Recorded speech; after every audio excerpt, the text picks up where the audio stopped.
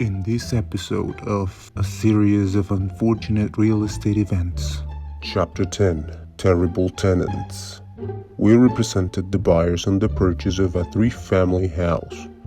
The house was occupied at the time of the showing and the buyer wanted the house to be empty. The seller agreed. Well, at least in the contract she did. The tenants were on a month-to-month lease. This closing went on for 6 months because the seller thought they only needed to evict the tenants from one of the floors, even though the contract said otherwise. The listing agent called the buyer's agent to tell us they were ready to close.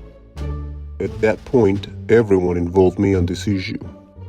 After speaking with seller's attorney, they started to evict the tenants. I get a second call saying everyone is out. But when the buyer's agent went to visit the property, there were still tenants on the property. The tenants' kids had moved in and were not named as a party to the eviction. How did we resolve this?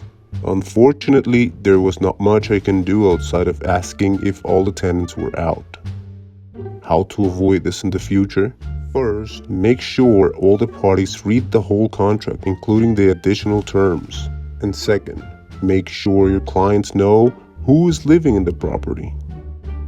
in order to avoid an issue like this in your closing, hire someone who has dealt with this before. You need someone with experience in these cases.